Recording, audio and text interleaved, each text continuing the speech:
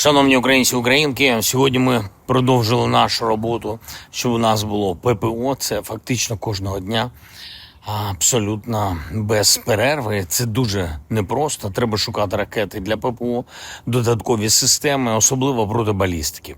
За кілька днів ми вже контактували з нашими партнерами: Нідерланди, Німеччина, Швеція, Франція та Америка. Я дав на цьому тижні ще окремі завдання МЗС України, Міністерства оборони, секретарю РНБО. Я очікую на результати.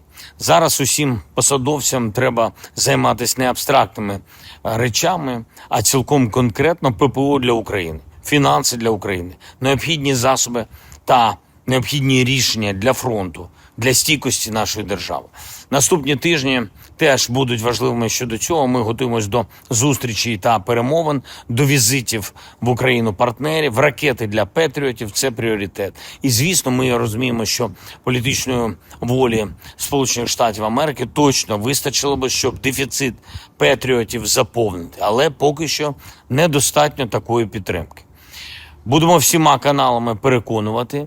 Я дякую всім, хто нам допомагає. Також вдячний кожному нашому партнеру, який з нами в дипломатичному процесі і думає, як змусити Росію все ж таки перейти до угоди. Треба достойно закінчити цю війну, закінчити реальним миром. Зараз вже ми кожну добу забезпечуємо результати наших далекобійних санкцій проти Росії, також санкцій середньої дальності. Важливо, щоб наші люди в Криму та в інших частинах окупованої території України розуміли, що українська мета тільки в тому, щоб зробити продовження окупації для окупанта максимально непідйомним. І ми це робимо. Відзначу також наші операції проти російської нафтової галузі. Їм дуже далеко до стабілізації. Хоча вони пробують розказувати зараз щось інше. Треба закінчувати цю війну. І тільки це може бути кроком до нормальності. Я хочу подякувати сьогодні усім нашим воїнам, кожній, хто б'ється заради України, особливо на таких складних ділянках, як Донеччина, Запорізька область, Харківщина. Тривають бої також за Костянтинівку, яку Путін вже приписав собі, але зрозуміло, ніколи не ризикне там з'явитись. Бо насправді його – це тільки Москва, Петербург та резиденції. В цьому і найбільший цинізм цієї війни. Особа, яка спирається тільки на своє ближнє коло, на Москву та на улюблені резиденції, спалює все, до чого він може дотягнутися, і вбиває навіть своїх же громадян по 30 тисяч на місяць щонайменше. Просто, щоб він один не ухвалював рішення про мир і надалі.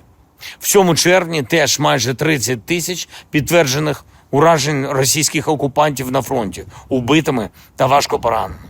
Перші за кількістю уражень серед наших захисників – це Центр спецоперацій «Альфа» СБУ. Дякую вам, воїни.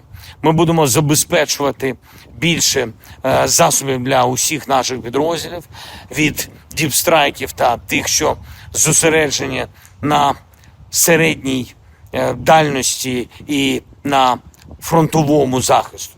Ми готуємо зараз серйозну розмову з нашими партнерами щодо нових форматів санкцій проти Росії та кроків, які можуть обмежити російські доходи та обмежити здатність воювати.